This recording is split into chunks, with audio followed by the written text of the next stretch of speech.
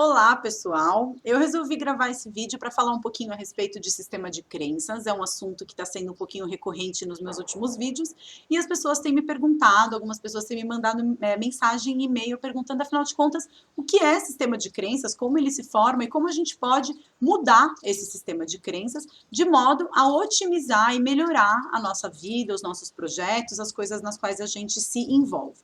Então, para começar descrevendo o que é sistema de crenças, a gente pode entender como o conjunto de ideias que habitam o imaginário de uma parcela de pessoas, de uma sociedade em um determinado tempo, né? Então, a gente começa já com a ideia de que sistema de crenças é uma coisa móvel. Por exemplo, se você chegasse para um homem das cavernas e dissesse para ele que um dia existiria uma máquina feita de metal, em que centenas de pessoas entrariam dentro e que essa máquina voaria, né, entre as nuvens no céu, esse homem das cavernas ia achar que você está maluco. Primeiro que você não ia conseguir explicar o que era a máquina, segundo que ele não conhecia o metal, e que voar como os pássaros, imagina, né? Por quê? Porque nem máquina, nem metal, nem a ideia de que isso pudesse acontecer existia, né? Fazia parte do repertório mental do homem das cavernas, porque ele estava até certo ponto do seu desenvolvimento, ele não conseguia enxergar além. Quando eu era pequena, eu adorava tirar foto. E aí era uma emoção, né? Porque tirava foto, mandava foto revelar, demorava 2, 3 dias. Aí se eu queria mandar para algum amigo, tinha que ir até o correio, colocar na cartinha e mandar. E uma semana depois ele recebia essa foto e ele via essa foto.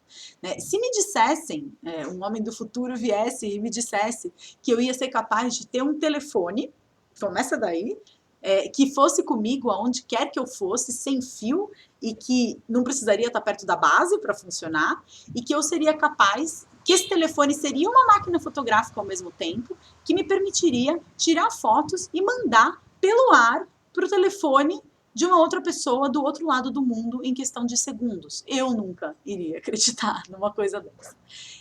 Então, assim, começa daí, né?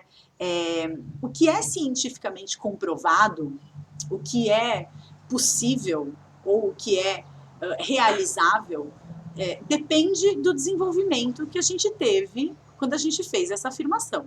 Porque a ciência, até pouco tempo atrás, falava que o ovo era ruim. Aí depois o ovo virou bom. Aí era o colesterol, que ele deveria ser combatido. E agora, não, tem uma parte do colesterol que é boa. E tantas outras coisas que vocês podem imaginar que foram sendo ditas e desditas ao longo do tempo. Então eu acho muito engraçado quando as pessoas falam que uma coisa é impossível, porque é impossível até onde a gente conhece agora. Porque se a gente limita a nossa vida e passa a viver de acordo com aquilo que a gente acha que é possível agora, né, nada nunca teria sido inventado. Né, porque as pessoas estariam repetindo a esmo que tal coisa é impossível, não dá para fazer, e ninguém teria tentado fazer. E a gente também corre o risco de entrar no que um sociólogo chamado Robert Martin, eu vou ver o nome, depois eu coloco aqui embaixo para vocês, disse a respeito de profecia autorrealizável, em que a gente fica falando determinada coisa, a gente fala que a gente não consegue, ou a gente fala que é impossível, e que de fato isso acaba se tornando impossível. Ele tirou essa conclusão, né, um acontecimento lá nos anos de 1940, eu acho que o livro dele é de 49, se não me engano, de que lançou-se um boato de que determinada rede bancária ia falir. E as pessoas, diante desse boato, mais do que depressa, foram até o banco e tiraram todo o seu dinheiro de lá e venderam todos os seus títulos de investimento, todas as suas ações, e o banco acabou por falir de verdade. Então, ele levou isso para o campo relacional e estendeu um pouco as ideias dele sobre a influência que essas determinações de eu não sou capaz de fazer isso, eu acho que determinada coisa é impossível, para o campo do relacionamento, para o campo interpessoal, e percebeu que isso influencia inclusive no processo de aprendizagem. Né? Então, se a gente cresce ouvindo determinada coisa de que nós não levamos jeito, não, fulaninha, nossa, sempre foi uma catástrofe em desenho. A fulaninha nunca vai se enxergar na possibilidade de ser boa naquilo. né? Principalmente quando a gente é criança, em que a gente é muito suscetível à ideia do que os adultos dizem, né? Então a gente cresce acreditando numa série de coisas a nosso próprio respeito, né? E aí, qual é o lance? O lance é que isso determina a forma como a gente se comporta, né?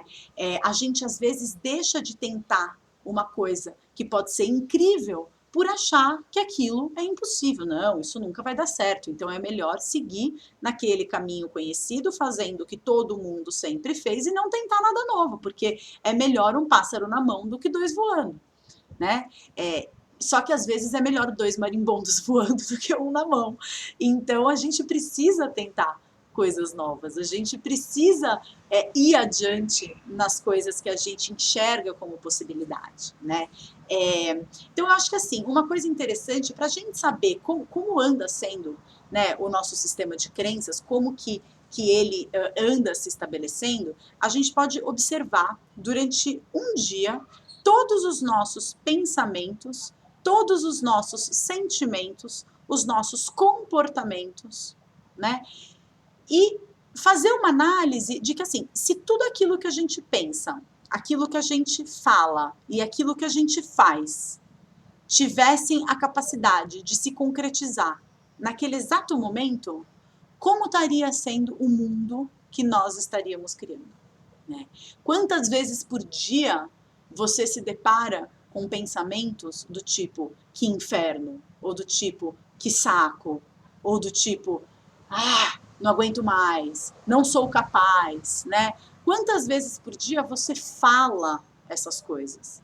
E quantas vezes por dia os seus atos, né? Porque os pensamentos causam sentimentos e os sentimentos levam a gente a tomar determinadas ações, né? Aos comportamentos, e os comportamentos eles têm consequências. Então aquilo que a gente pensa, né? Se é possível, se não é possível, o quanto que isso interfere nos nossos comportamentos. E quando você se deparar, quando você fizer essa análise de si mesmo e você perceber que você está tendo comportamentos disfuncionais, ou seja, você está respondendo de uma forma não harmônica a um estímulo que está vindo de fora, né? Um exercício legal é você pensar no que eu precisaria acreditar para conseguir agir diferente diante dessa mesma situação. Então pode ser uma pessoa que te irrita, uma pessoa que te provoca uma determinada sensação, uma determinada resposta emocional, e você acha que você deveria responder de uma outra forma, a forma que você vem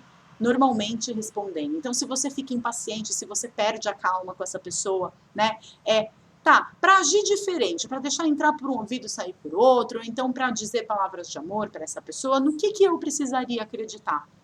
E realmente perceber se é tão difícil acreditar nisso, né? Será que é mais difícil do que o homem das pedras acreditar que um dia ele ia ser capaz de voar, né? Será que é tão mais difícil acreditar em alguma coisa do que seria difícil eu acreditar que um dia eu ia ser capaz de tirar foto e mandar instantaneamente para o outro lado do mundo? Então, essa é uma reflexão para vocês. Comentários aqui embaixo. Obrigada pela atenção. Grande beijo.